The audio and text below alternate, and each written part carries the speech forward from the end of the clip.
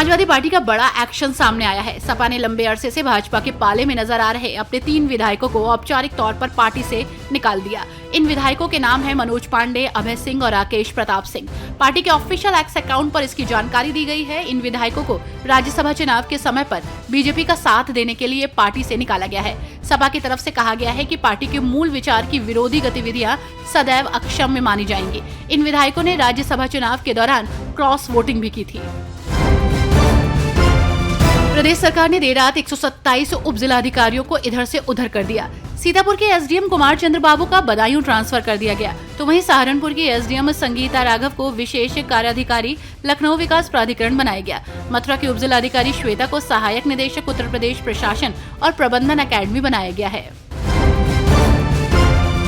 बिजली के निजीकरण का मामला और विवाद दोनों ही बढ़ता जा रहा है, तो वहीं दूसरी ओर निजीकरण की तैयारी भी हो रही है। इसके लिए राज्य विद्युत नियामक आयोग ने तो दक्षिणांचल और पूर्वांचल विद्युत वितरण निगम के निजीकरण के प्रस्ताव पर अपना परीक्षण शुरू कर दिया है, तो वहीं लोग इसके खिलाफ लामबंद भी होने लगे हैं। प्रदेश में निजीकरण के विरोध में रविवार को बिजली की महापंचायत बुलाई गई थी, जिसमें तय हुआ है कि इसके खिलाफ राज्य भर में आंदोलन और जेल भरो आंदोलन शुरू किया जाएगा।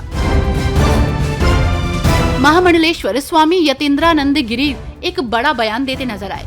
जब उनसे मुस्लिम धर्मगुरुओं के ईरान के समर्थन को लेकर सवाल पूछे गए, तो उन्होंने बताया कि जितने भी मुस्लिम धर्मगुरु हैं, उनमें से आज तक किसी ने भी आतंकवाद और अलगाववाद का विरोध नहीं किया। दुनिया में जब बम फटते हैं, कोई मुस्लिम धर्मगुरु नहीं बोलता। पहलगाम में धर्म पूछकर लोगों को मारा जाता है, कोई मुस्लिम धर्मगुरु नहीं बोलता। बांग्लादेश में हिंदुओं को सरेआम कत्लेआम किया जाता है, तो कोई मुस्लिम धर्मगुरु नहीं बोलता। समाजवादी पार्टी के अध्यक्ष और उत्तर प्रदेश के पूर्व मुख्यमंत्री अखिलेश यादव ने ईरान इजराइल संघर्ष के मुद्दे पर भारत सरकार की चुप्पी और अस्पष्ट रुख पर सवाल उठाए हैं। उन्होंने विदेश नीति को लेकर सरकार की मंशा और दिशा पर तीखा हमला बोला और कहा कि भारत को ऐसे समय में अपने सच्चे मित्रों के साथ खड़ा होना चाहिए, अन्यथा ये विश्वासघात के समान होगा। 1.5 साल के बाद होने वाले विधानसभा चुनाव के लिए बहुजन समाज पार्टी गांव-गांव जाकर अपना जनाधार बढ़ा रही है। पार्टी ने अब अपनी रणनीति को कुछ चेंज किया है। पार्टी की करीब 1600 टीमें गांव में पोलिंग बूथ और सेक्टर कमेटियां बनाकर लोगों को जोड़ रही हैं। पार्टी का कहना है कि पदाधिकारी भी नामित किए जा रहे हैं, जो लोगों को बसपा की नीतियों और विपक्ष की साजिशों से अवगत करा रहे हैं। तो वहीं दूसरी ओर पार्टी के chief national coordinator Akash Anand Bihar चुनाव के बाद यूपी में भी सक्रिय हो सकते हैं।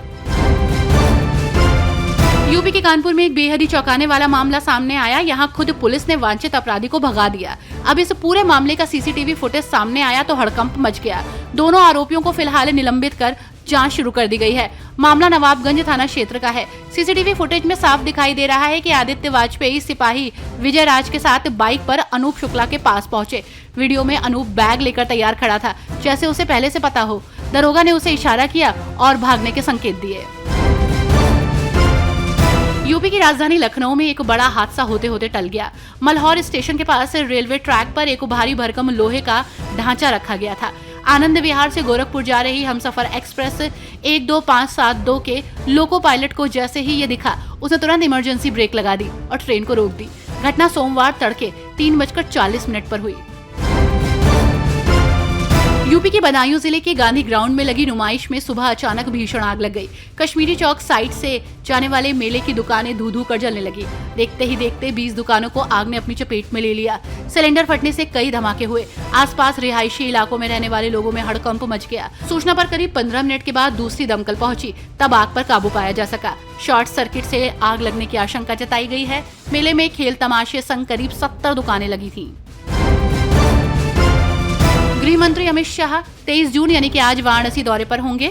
इस दौरान वो उत्तर प्रदेश सहित अलग अलग राज्यों के मुख्यमंत्री संग क्षेत्रीय परिषद की बैठक में शामिल होंगे। इसको लेकर भारतीय जनता पार्टी के कार्यकर्ताओं ने उनके स्वागत और बैठक के लिए विशेष तैयारी की है। इन 2 दिवसीय दौरे पर वो श्री काशी विश्वनाथ मंदिर और काल भैरव मंदिर में दर्शन के लिए भी बीजेपी नेताओं के साथ पहुंचेंगे।